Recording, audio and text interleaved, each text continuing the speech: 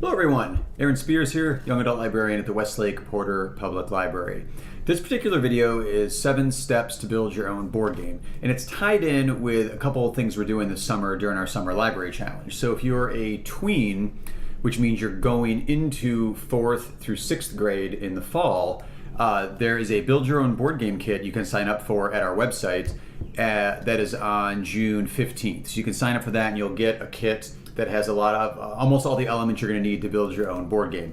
Now, if you're a teen, which means you're going into 7th through 12th grade, July 13th is the pickup date for you. So the tweens are in June and the teens are in July.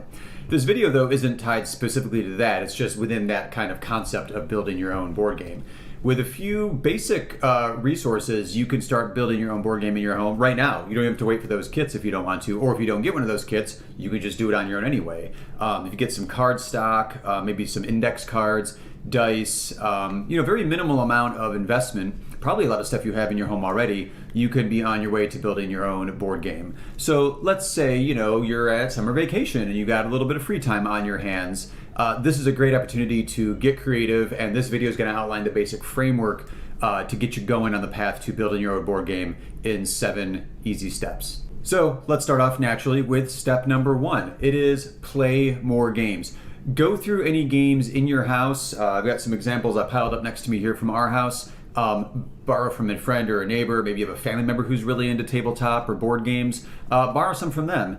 And what you want to do is play, have some fun, play the games. Even if you don't play the full games, maybe like get out the games, set it up, see what the pieces are. And what you want to do though is look at the game from a different perspective, not necessarily as a player now. Think about it from a creator point of view. Like, okay, there's got a lot of pieces here. There's tokens, there's dice, there's cards. See what's all involved in there, and you want to ask yourself a few questions as you're going through these games, as you're taking a look at what the elements are.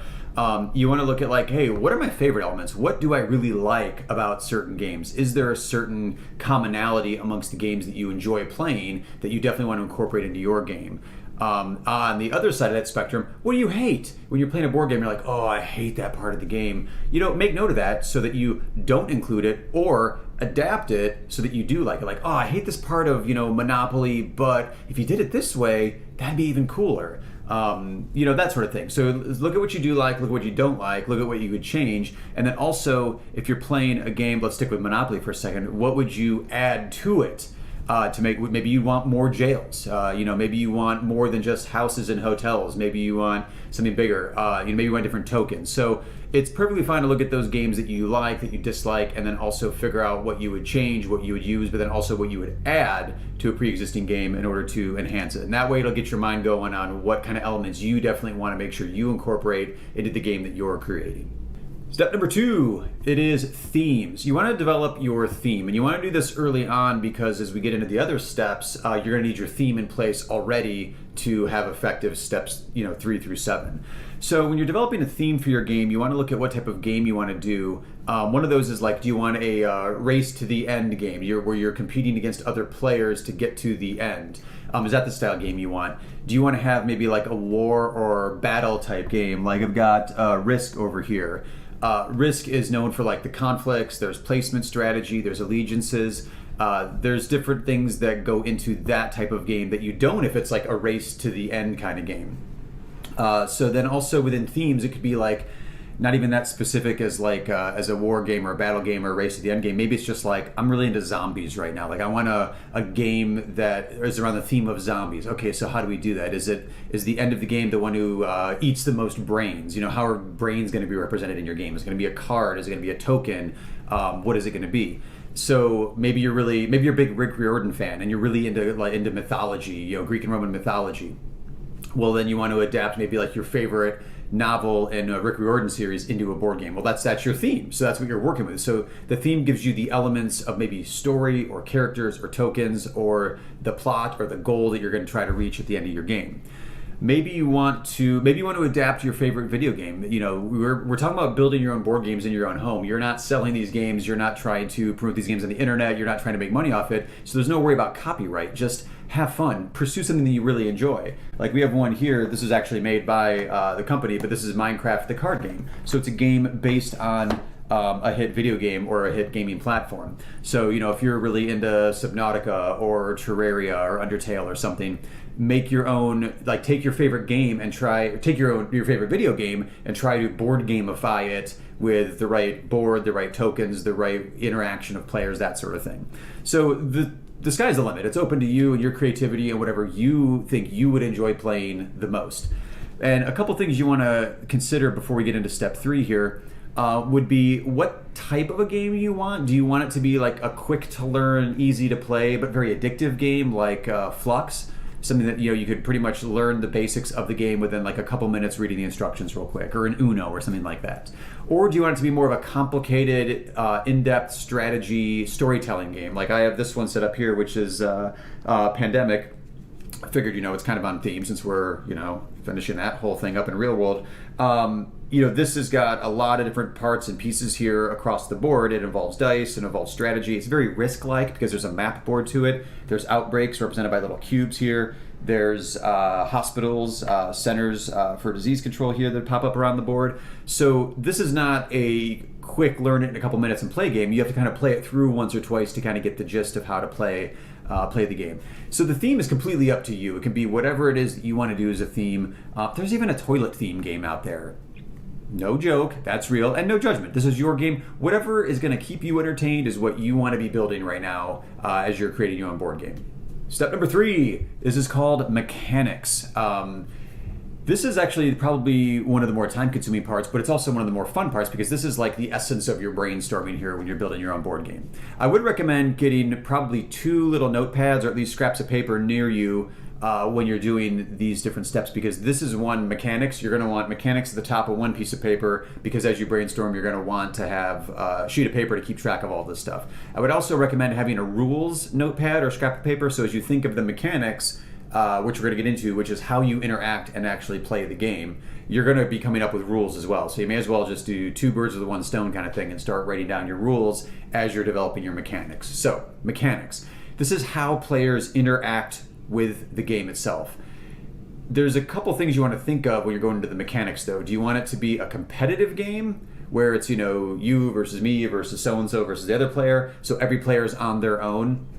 Or do you want it to be more cooperative? So competitive would be more like, Risk that I mentioned before, or Settlers of Catan, or Ticket to Ride, where you are competing against the other players that you're playing with. Cooperative would be more like Pandemic here, or Forbidden Island for one. Forbidden Island is an interesting one. It goes up to, it's 2 to 4 players, and that you're on an island represented by individual tile cards, and as the sea level rises, the different tile cards are flipped over or become completely submerged, so you have less avenues to get to the final square and then helicopter to safety. But you all work together, everybody that's playing it, in order to get everyone to safety and off the island before it totally sinks. So that's a cooperative game. Versus a competitive game, it's everybody out for themselves. And maybe even have a hybrid where it is cooperative, but it could be competitive, or you get to a certain stage of the game and it turns competitive. So that's up to you. That's the mechanics of that one. A few other things with mechanics you're going to want to think about, taking turns. Like, who starts the game? Is it the youngest person that starts? Do you roll the dice to start? Do you have an arm wrestling competition to see who starts? And then once you do, how do you take turns? Is there an element of your game where you can steal turns? Like if you're playing Uno, which is a card game, there's the reverse, where the turns, it reverses and goes the other way. So turns are all jumbled up, and it depends on what card is being played. Are you going to have dice rolling as part of your game? How is the movement going to be? If it's a board like this, the way I have Pandemic set up, it's not a one-to-one path that you're just following all the way through to the end. You're hopping around, going where needed to contain the outbreak. Something like Prime Climb here is a giant spiral board that you're working your way slowly through math to get to the center of the board and become the winner there. So the movement on your board is going to be pretty key as well. Is it going to be a card drawing game? Like this one with Pandemic, you do draw cards, you draw infection cards, and then you also draw the player deck as well. So if there's cards involved, what are those cards going to do? Do you have to play the cards immediately? Do you get to keep some cards as power-ups, or how's that going to work? We have one over here, Boss Monster, where it's inspired by 8-bit video games, kind of like old school.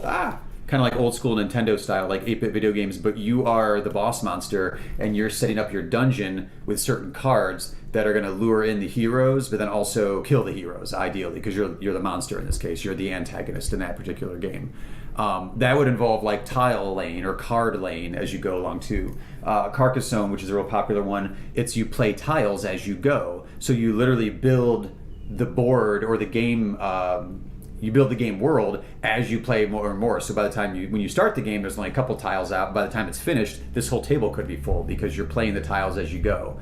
And then also one thing you want to think about with game mechanics would be, is there any auctioning or negotiating? Like in, what's a good example of that? Monopoly. You can negotiate or purchase real estate from other players as you go. It's not just what you draw. You can negotiate and purchase as you go. So there's a few things to think about with the mechanics of the game. And this is also a step you're going to come back to throughout the 7 steps, because this is the huge brainstorming aspect of how the game works. So that's why I like having the piece of paper and notepad ready for mechanics and one ready for rules, so you can come back to this step throughout the brainstorming and the creation process.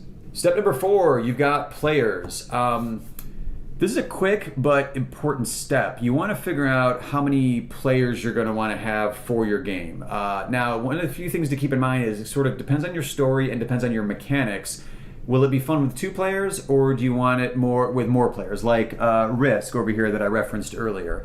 If you're playing a game, I think of the tagline as like a game of world domination. If you're playing a game of world domination with 2 players, it's not as much, I've done it, and it's not as much fun. You can do it, but the interaction amongst more players than just 2 heightens, I think, the level of strategy and some of the backstabbing nature of Risk as well. But that said, there are times when like I want to play a game, but nobody else in my family. We've got 4 people living here. Nobody else wants to play right then. So can your game work for just one person? Like I can do Boss Monster on my own, but it's not as much fun, kind of like what I was saying with Risk. So there's certain games that you can play on your own, and can you build your game mechanics-wise to be a real fun one-player game? Or, you can not even worry about that. You're like, well, I've got 7 brothers and sisters, and my parents are like, I got plenty of people. Maybe you want to include everybody. So like if you have 9 people in your household, you could build a game that can handle up to 9 people. Now, the problem may become if you have too large of a player count, that may limit when you can play. Because if you need 9 people and like only 5 people want to play, oh shoot, you got 2 people that either don't want to play or are going to be grouches while you're playing, so that's no fun either. So keep in mind how you structure your game as to how many players you want to have at any given time. Step number 5. Step number 5 is winning. The theme, the mechanics, the number of players, that's all super important, but what you also want to remember is the conclusion. How does it win? When is the game over? When is it complete? You want to have a satisfying ending, so that gives you a few different options here of how to create that satisfying ending for everyone. If you do have like a very complicated, my example here with Pandemic, if you have a complicated story-based game that builds a narrative with like, oh, there's an outbreak here, now there's an outbreak here, let's go contain this, and you're working together, you are collectively building towards a goal, which here is containing and eliminating 4 different outbreaks, 4 different styles of outbreak all over the board. So that's a pretty simple, like once you've eliminated the outbreaks, the game's over, you've won. Or once they overwhelm the world and you lose, game is over.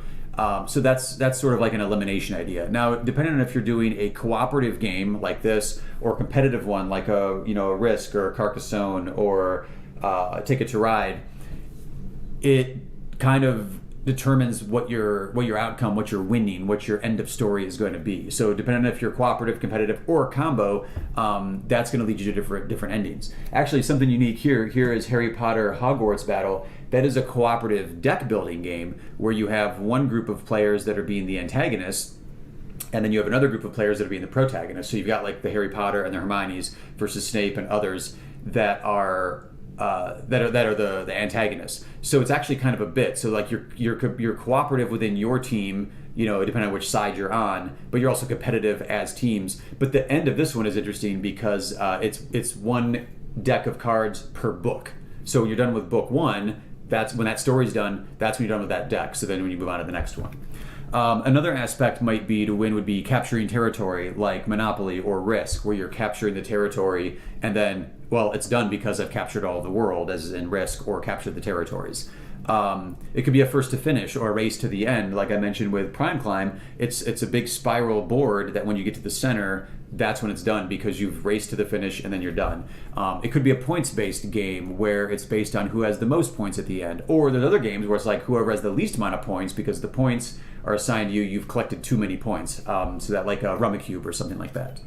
There's also, if it's cooperative game, it's usually a goal based, kind of like I mentioned with Pandemic here. So you've got elimination, capturing territory, first to finish, points based, whatever. So you need to determine what winning looks like within the game that you're going to be building. All right, we're up to step number 6. This is where you go to that rules notepad or that rules piece of paper you've been slowly jotting down as you go. Like, okay, that's not how that's going to work. This is how this is going to work. Here's how this part works. Rules, though, at this stage of building your own board game are going to be pretty fluid. It's going to test your patience a little bit, but you have to kind of build the rule set as you test and brainstorm and keep the game evolving. So that's why I like having the handy notepad or piece of paper there for ideas as they come to you, as you've been going through all the previous steps, start writing down the rules. But you do want a few essential things as far as rules go. You need to know how to pick the starting player, even if it's as simple as a roll of the dice or whoever's the tallest or whatever you want to do there. You need to do the player phase. So like when you're playing the game, when it's your turn, what does that look like? Because like Boss Monster here, as I mentioned before, this one, when it's your turn, I think you have like 3 options of things. There are 3 requirements of things you have to do. You have to draw a card. You have to lay a new room to trap the hero into. I forget what the other ones are, but it's like a 3-step process to your turn. During the player phases, is there player interaction? Like if it's cooperative, like with this one, I'd be negotiating with the people I'm playing with, like, oh shoot, this outbreak's happening here. I'm gonna go here. You're closer over here. Can you stay there and keep an eye on this? So there's a negotiation. There's a strategization. That's not a word. There's a strategy that you build with the people you're playing with. So cooperative versus competitive is going to be a different type of player interaction.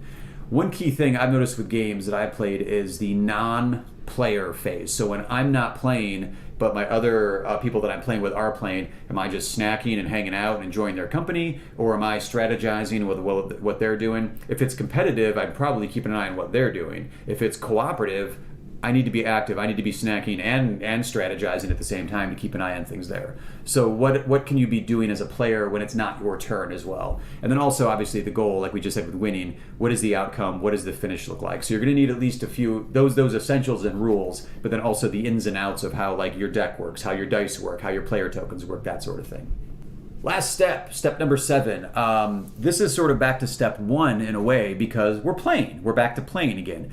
However, this time it's your game. You're going to be playing your own game. Now, again, you're going to want to have some patience here because unless you're much more meticulous than I am, there's going to be some gaps that you're like, oh, you don't think of some of those things until you start playing the game. So gather the necessary number of players that you need for the game that you've created, friends, family members, neighbors, pets, whatever, and test it out. There are going to be bumps. That's cool. Let everyone know, like, hey, I'm trying this out here. I need your opinion, and whether or not you value their opinions as they're playing, incorporate good ideas that they may have into the game. Like, ooh, that is solid. So again, keep that notepad or piece of paper handy as you test out your game because you're going to be changing or adapting certain rules, maybe adding stuff to the game, all of that. So enjoy those bumps in the road. Allow it to be a creative brainstorming kind of aspect with the folks that you're playing with. But you want to play, you want to enjoy, you want to revise, and you want to repeat. And you do that a few times, you're going to have a pretty solid board game, and hopefully you're going to have a lot of fun with the game that you've developed with your friends, with your family, with your neighbors, with your pets, whoever you're playing with.